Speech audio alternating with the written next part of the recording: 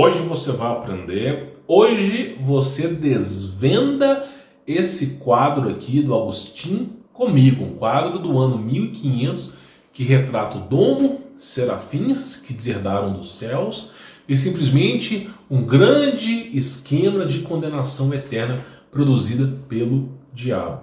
Então hoje você vai entender esse quadro, eu vou mostrar para você parte a parte da tradução desse quadro. Se você gosta destes vídeos que eu desvendo os mistérios dos quadros para vocês, desvendo os mistérios dos animes, dos filmes, mas principalmente dessas imagens, eu peço para você deixar o seu like, para eu poder saber que você está gostando, é extremamente importante, se inscrever no canal, tá? Ativar as notificações e também, o mais importante por trás disso, conhecer o meu trabalho, para você ter o meu contato pessoal, conhecer todo o meu trabalho, para você remover essas amarras do sistema. Então, se você gostar desse conteúdo, eu vou interpretar pela quantidade de likes, tá? Se o pessoal não der muito like, eu vou entender que você não gostou desse vídeo, tá bom? Bom, falando disso, o que é importante falar para você? Esse aqui, tá? É um quadro do Agostinho chamado Cidade dos Pagãos, tá? Esse é o nome do quadro, Cidade dos Pagãos. A imagem parece comum, mas obviamente tem muitas referências aqui que nós vamos analisar, tá? The Civitate, né? Eu não sei ler isso aqui, é uma língua, eu não sei se é turquês, tá? A iluminação, né? By Matre Franois, tá? Aí foi dito que foi preservado do ano 1510 a 1520 e que foi concebido em 1475, tá? É a imagem aqui, o quadro de Agostinho, né? Então nós temos aqui os serafs, eu vou explicar como eu cheguei nessa imagem, a famosa domo, porque o domo, ele não só é para cima, ele é para baixo também. Muita gente acha que o domo é só para cima, não, é uma esfera cristálica, mas de para cima e para baixo, tá? E depois eu vou explicar isso para vocês. Nós temos aqui as referências, o famoso dualismo, tá? As pessoas alvejando simplesmente voltarem para essa realidade, as que foram dessa para pior, tá? E elas praticamente entrando aqui, tá? Nesse lago de fogo. E aqui são as lápides, tá? Quando a gente pega essa imagem para poder estudar de maneira mais atenta, nós temos esses animais aqui, tá? Que são os seraf. Não parece ser uma ave, não tem formato de ave, não tem formato de avião, isso é um formato de uma serpente com asas. Aí você vai me dizer, mas como que pode, ou um dragão, mas é mais uma serpente com asas. Como que pode haver serpente com asas? Porque antes da queda da serpente que ludibriou Eva e Adão, ela simplesmente tinha asas, e aí a maldição foi arrastar em teu ventre. Então dá para se presumir que é uma serpente com asa. E serpente, a palavra em latim, originada grega, originada em aramaico, tá? É seraf. A origem etimológica da palavra é seraf. Seraf é serafim, um anjo. Anjo com formato reptiliano. Por incrível que pareça, existe, tá? São serafins. Humberto, mas anjo com formato de reptiliano, os querubins, quatro cabeças dos querubins, touro, ser humano, águia e leão. Pois é a criação divina de Deus. Não me pergunte o que, Deus criou eles assim. Não é porque eu não consigo entender que eu estou acima de Deus. Muito pelo contrário, prefiro ficar na minha quieto e depois ele me revelar, se ele quiser, os segredos por trás disso. Então, praticamente, os serafins são serpentes aladas, serpentes que voam, geralmente concebidas como serpentes douradas, tá? E aí, simplesmente, nós temos aqui dentro desse domo as serpentes, os serafins aqui dentro. Retratação a 1/3 dos anjos que caíram, deserdaram do céu, junto com o Coisa Ruim, junto com o Gênesis 6 do abismo, junto com o Apocalipse. Então, praticamente, saindo do abismo, tá? Então, praticamente, nós temos aqui esses serafins. É a conclusão mais lógica que chega. Aqui não dá para você ver, mas parece ser a Antártida, a curva da Antártida aqui. Eu vou pegar para você ver numa escala menor, só para você ter uma ideia aqui, ó. Eu vou pegar aqui, ó. Realmente aqui, ó, parece a curva da Antártida aqui, ó. Tem um limite, o mar ele tem fim, tem um limite, tá? e aí praticamente parece ser a curva da Antártida aqui, que circula a Terra, tá?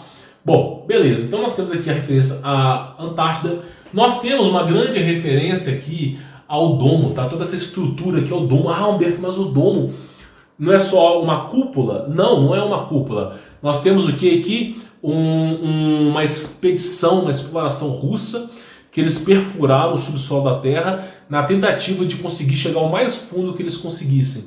Eles só conseguiram perfurar 12.000 e alguma coisa de metros quadrados. E aí, quando eles começaram a perfurar, a broca estava espamando, não conseguia perfurar, colocaram brocas melhores, com ligas melhores, até chegar o momento que estavam usando diamante, num preço absurdo, para fazer perfuração. Não conseguiram perfurar nem com diamante, e aí eles começaram a pensar, pô, peraí, o diamante é o material mais forte do planeta, e nós não conseguimos perfurar, eles começaram a ficar sem entender. E aí, praticamente, o que eles fizeram? Começaram a jogar bombas para baixo, bombas explosivas. E depois, quando foram perfurar, também não conseguiram perfurar. Aí, o que eles fizeram? Eles começaram a jogar bombas nucleares para baixo. Nucleares. Não me pergunte como eles fizeram isso. Jogaram e também não conseguiu perfurar. E aí, simplesmente, eles selaram esse projeto. O caso foi abafado e nós conhecemos como a exploração da mineradora russa, que chegou em 12.000 e tantos metros, e só conhecemos como isso. Mas os seus fins eram obscuros. Então, para baixo, temos algo também que impede você de chegar até o fundo. É 12.000 metros? Não, porque não é plano, ele é côncavo. Então, se você furar aqui, é 12.000 metros. Se você for furar no meio, provavelmente a mesma distância para cima de 80 quilômetros. Mas você não consegue perfurar para baixo, tá bom? Então, o inferno, que é tido como Sheol, está dentro do domo, tá? Ele vai ser cuspido para fora após o Apocalipse, como é dito no livro de Revelações de João. O Hades entregou os mortos. Os mortos foram condenados após o julgamento. O julgamento é absolvição e condenação. Se tiver só condenação, é execução, tá? E aí foram julgados no abismo que foi preparado para os anjos, tá? O adversário e seus anjos caídos e a raça humana que deserdou, que não fica nem dentro da terra. Então, praticamente é isso que é retratado aqui. Aí nós temos as ovelhas aqui, ok? E é o que tudo parece uma ovelha negra, eu não sei. Nós temos as ovelhas aqui, que são as pessoas que podem buscar a salvação, como também podem querer se condenar. Então, estão aqui a premissa dos seres humanos como ovelhas, tá? E aqui, né, de fundo, a sociedade, mar, rochas, tudo, tá? Aí nós temos aqui essas nuvens que são retratadas como as camadas de Deus, as camadas de como Deus trabalha, tá? Prescrito no livro de Enoque, que o céu tem várias camadas, que os anjos estão acima das nuvens, bem acima das nuvens. Então eles retratam isso aqui de maneira exímia, tá? E que existe uma força inteligente em cima de nós. Aí eles colocam esse cara aqui que parece ser Jesus Cristo, não posso afirmar, e esse cara com duplo rosto aqui. Porque para esses gnósticos, que era o período renascentista, Deus ele é dualismo. Por que Deus é dualismo? Porque Deus criou o mal, porque Deus permite sofrimento, porque Deus permite doenças, porque Deus é injusto. Então, para eles, Deus é duas caras. É isso que esses caras querem dizer. Só que quem criou as doenças foi o adversário. Quem criou a injustiça foi o adversário. O ser humano está dando legalismo para isso. Se o ser humano voltasse o seu coração para Deus, o ser humano não adoecia. A verdade é essa. Se o ser humano voltasse o coração para Deus, nem morreu, o ser humano morria. Então, praticamente, eles colocam Deus como um ser perverso. A verdade é essa. É só você ver a Antiga Aliança. A Antiga Aliança, Deus perverso. Nova Aliança, Deus bonzinho. Dualismo. Porque eles querem passar essa mensagem. Só que eu tenho que dizer que na Antiga Aliança você tem Lúcifer se passando por Deus em grande parte da Antiga Aliança, não em todas as partes, não em todas, mas ele se passa. Por exemplo, Moisés subiu no Monte Sinai, recebeu o Êxodo 20, o mandamento de Deus. Quando ele desceu, viu uma sarça incandescente. Ele já tinha conversado com Deus. Deus não desceu de novo para conversar com ele. Deus não é garoto de recados. Aí ele se encantou com a sarça incandescente, não entendeu o que estava acontecendo e se prostrou a anjo caído. Tá entendendo? Não foi forte o suficiente. Então, assim, nós temos referências na Bíblia a todo momento. Então, por isso que eles dizem que é dualismo, mas não é dualismo. É o adversário se passando por Deus. Inclusive, na parte de Abraão, que ia sacrificar o próprio filho, simplesmente, no momento que ele vai sacrificar, brota o anjo do céu, do além, e fala assim: não faça isso, toma aqui uma ovelha de sacrifício. Porque o tempo todo o ser humano está sendo enganado por alguma coisa. É inacreditável. E aí nós temos o dualismo aqui, que é a representação gnóstica do período renascentista, tá? Não se trata da verdade. Nós temos aqui, então, os que morreram, né, e estavam em sua lápide, clamando a divindade de Deus. Por quê? Porque o inferno é pior do que a terra. Então, aqueles que perderam a sua salvação estavam clamando a vontade de viver em Cristo, tá? Aqui nós temos as lápides, tá? Que são os túmulos.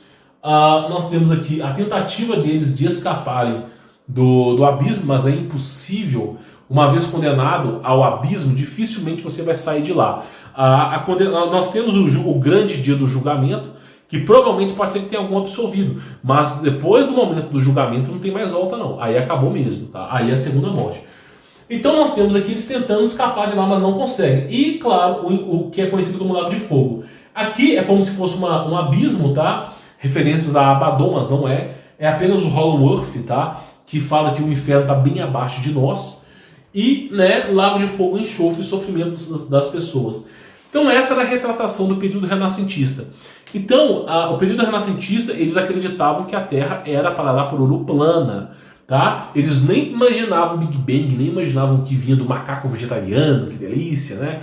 Então não tinha drauseologia ou pirologia para eles aprenderem lá. Então eles acreditavam na Terra parará por ouro plana e, né, eles tinham os livros apócrifos, eles não sabiam ler, né? Grande parte do período renascentista as pessoas não sabiam ler e escrever, porém eles sabiam falar, sabiam conversar. Então muitas vezes eram cânticos, conversas, rimas. E aí a mensagem foi se repassando, tá? E o conhecimento foi se difundindo, porque eles sabiam que existia um inferno. Então é isso que aconteceu, essa é a história da humanidade. Um único quadro desse tem tanta história para contar. Desde Domo, desde Serafim, que são um texto do céu caiu. Não são todos serafins, mas tem uma boa parte, tem querubins também. Então eles vão retratando a todo momento aqui em um único quadro. Olha que coisa louca, eu dei uma aula para você de um único quadro do Agostinho, que foi no período renascentista, falando sobre a vida e a morte, sobre como funciona a Terra. Olha que coisa louca, num único quadro teve essas informações.